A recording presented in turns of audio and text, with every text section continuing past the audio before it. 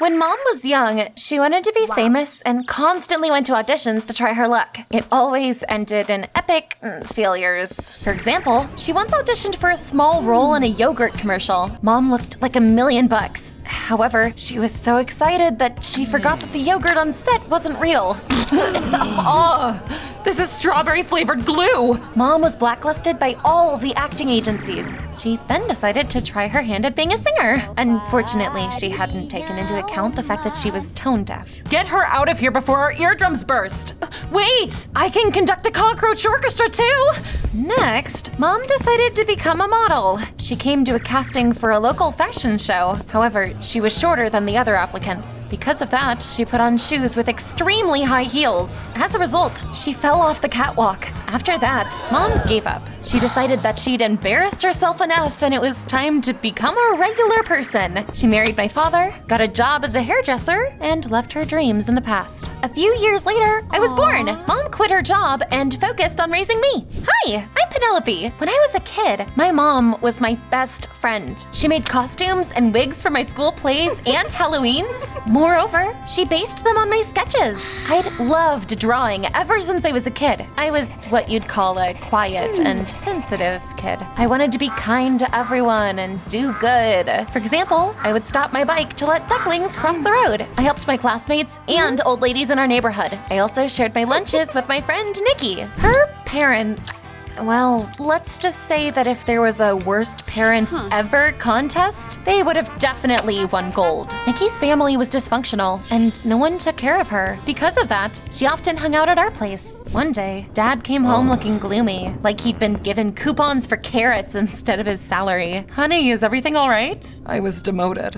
I'm afraid we won't be able to afford insurance this month. Mom looked at me and Nikki, and she came up with an idea. I could make money too. I'll offer to babysit the neighborhood kids for a small fee. That weird business plan worked. Our neighbors paid Mom so she'd pick their children up from school, feed them, and look after them until the evening. It so happened that all the children were girls. Nikki was basically living with us by then, but Mom didn't take any money from her. At first, I liked it. It was like I got a whole bunch of sisters. But then the situation got out of control. Mom was so busy handing out cookies, breaking up fights, and reading books to them that she forgot about me. One day, I spent 2 hours in the rain because my mom had picked up everyone after school except her own daughter. I'm so sorry, baby. I was swamped. And here I thought you were preparing me for survival in the wild. At some point, Mom was looking after so many children, she couldn't remember all their names. One day, it took her 10 full seconds to remember the name of her only daughter. Peanuts, pancakes, Penelope. I no longer felt special or loved. Halloween crept up on us like a math teacher trying to catch students cheating. I was waiting for Mom to ask for my sketches so we could make a cool costume together, but she dressed all the girls in the same costume and wigs. Everyone's gonna think you're clones.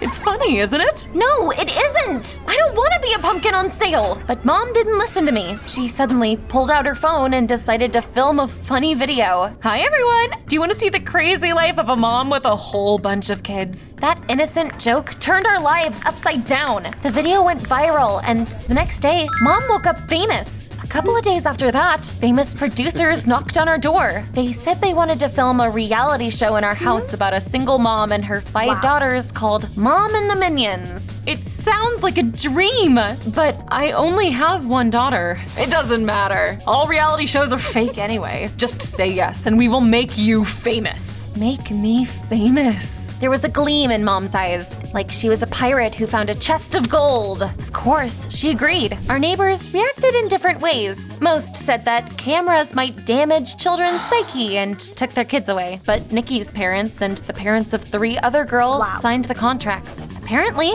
the money they offered was too tempting. I didn't want to be a part of all that, but I knew that it was the only way I would get to spend time with my mom. Dad didn't like the idea either. After all, the producers said that a male character didn't fit the format of the show. You'll need to leave the house while we're filming. No, I'm not getting out of my armchair. Feel free to sit on it a straight over. This money will help us fill the hole in our family budget. And that was it. The other girls and I had to wear identical clothes and wigs and pretend to be sisters. characters. But it wasn't very exciting when everyone was too similar, so the producers came up with stage personas for us. One of the girls became a know-it-all, another an athlete, the third one a clumsy goofball. Nikki got the role of mom's favorite. As for me, You're going to be a meanie. no, that's not me. It's just a stage persona, Penelope. The audience wants a show. I gave up and nodded obediently. The filming began. The script had me do things I would never have done in real life. For example, I had to poke a hole in the pool while the girls were in it and give my best impression of a villainous laugh. How about you swim on the lawn? Great. Let's do another take, though. You need to laugh louder, Penelope. In another scene, my fake sisters were making cookies in the kitchen. Nikki was glowing like a light bulb. She got really into playing mom's favorite. We're gonna surprise mommy. The girls left the cookies there to cool, and I replaced their surprise for mommy with dog cookies. The insidiousness of my show character knew no bounds. Time went by. I turned 12. The show was still popular. My reputation as a meanie spread far and wide. Everyone at school knew that the reality show was staged, but my classmates still shunned and made fun of me. Careful. Don't get too close to Penelope. She bites. Mom and I weren't close anymore. Nikki and I had grown apart too. However, the two of them got along great. I would have been fine with it if it had been all for show, but one day I saw them chatting sweetly when the cameras were off. It made my blood boil. I hid in the only place that had no cameras, my treehouse, and I drew people to get my mind off it all. But the longer I drew, the more I realized that something was wrong with my drawings. I couldn't figure out what it was, though. One day, the producers came over to our place with panic in their eyes. Our ratings are falling. The viewers want blood. Like vampires? What I mean is, the audience wants a scandal. They suggested we film an episode in which I would fight with Nikki and then smash my mom's car with a bat. When the cameras turned on, my heart sank. I realized that if I followed the script, I would forever be the meanie. That's when I plucked up the courage to take my phone out and tell everyone the truth. Hi, we're on the set of Mom and the Minions. Did you know that this reality show is fake? We're not even real sisters. These are cheap wigs.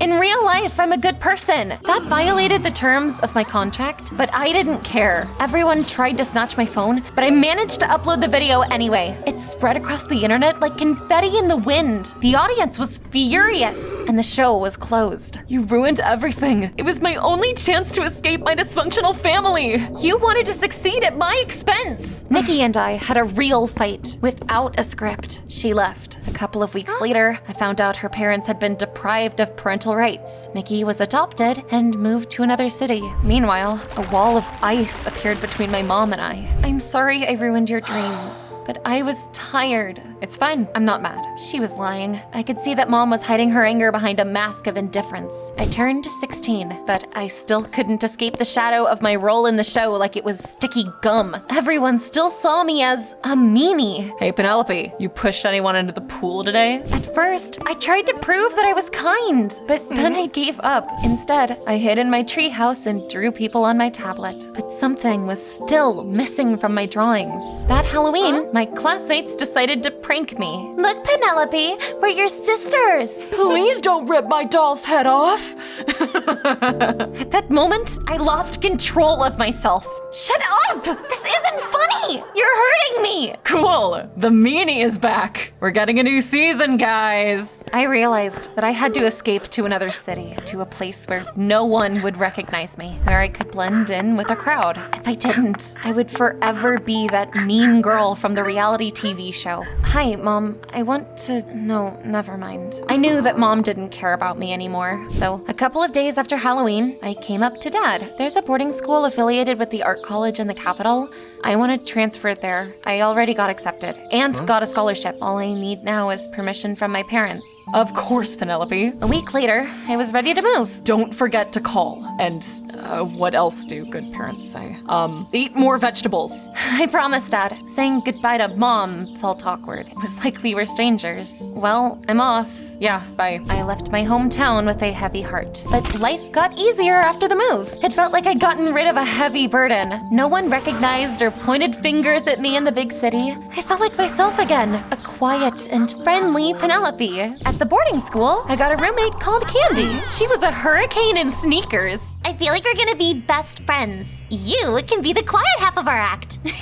You know, the classic comedy duo. The one who's always shouting, and the serious one. That's totally us. Professor Lehman became my mentor at the art school. He finally helped me figure out what was wrong with my works. You undoubtedly have talent, but the eyes, your character's eyes are empty. Because of that, all your drawings feel lifeless. Those words stuck in my head. I tried to fix my mistakes. With each passing day, My drawings got more depth to them. Still not perfect, but much better. thank you, Professor Lehman.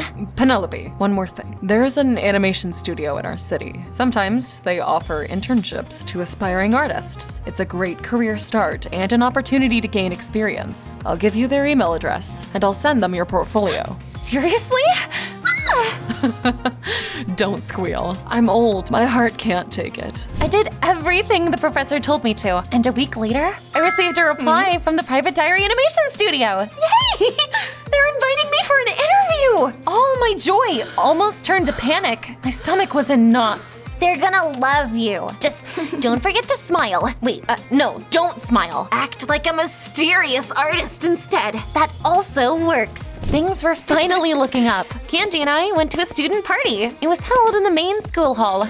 And that's when I saw it, a familiar face. Nikki. Our eyes met and we both froze. It was so awkward. It felt like I was a child again. Hi. So you're a student here too? Yeah, my adoptive parents sent me here when they realized how much I liked drawing. They're good people. I'm so happy for you. I'm sorry that I ruined everything when we were kids.